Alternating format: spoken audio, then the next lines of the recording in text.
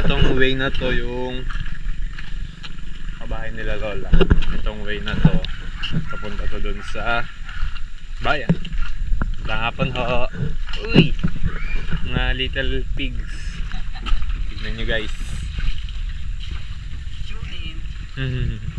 Mga ilang kilo ho yan? Ang isa nyan. Benching ko. Cute to. Ingat to kayo. Dito sa kabila guys, medyo malalim. Ito. Yan. Medyo malalim mga piraso. Labi din siya gusto. Siya nakita niya.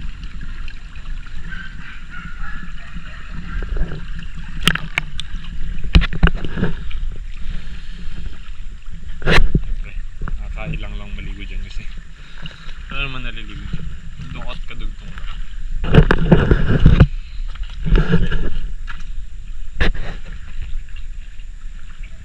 So guys, balikan ko muna kayo mamaya na maliligo muna. So yun guys, daan tayo dito sa ano nila, sa ginawan tulay nila, kasi since ginawa nila tong tulay na to para sa mga tumatawid like mga tao o motor, kasi since may sapa nga sa gilid, pag umulan may possibility na bumha. So kaya ginawa nila itong tulad na ito, nakasya lang for tao and motor. Pag umulan yan, syempre apaw and delikado rin doon, hindi mo siya makikita kasi mataas yung tubig. So ginawa nila tong maniit na hagdan, simple hagdan. Guys, so yun lang, isang simpleng trivia lang bakit nag-beach.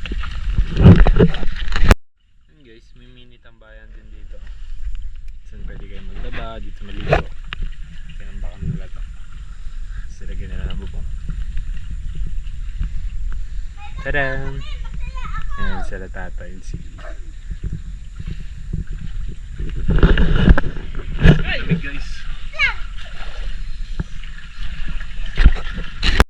Ngayon, bibigyan ko kayo ng isang silip.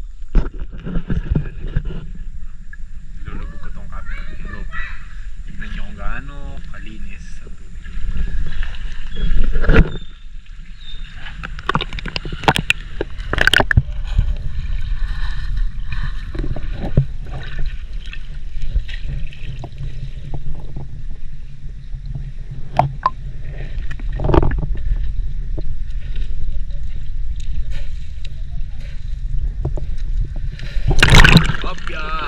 Hindi na kayo makahinga sa ilalim. Ayun, silip lang. Masilip lang para sa sapa. Sityo.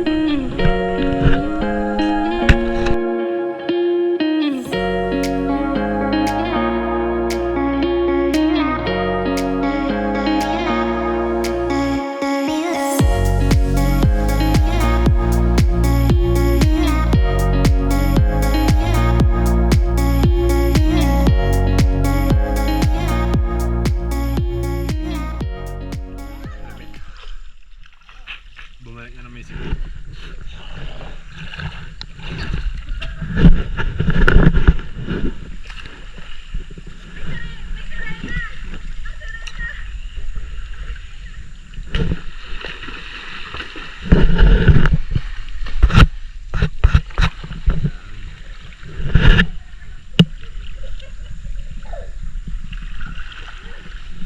So yun guys, hintay na si Ninong and Ninang, pumunta sila sa Mulawin, somewhere there, kasi may tirahan nga silang bilhin. And kanina duman yung pinsanin namin dalawa, gaya mag basketball. Let's see.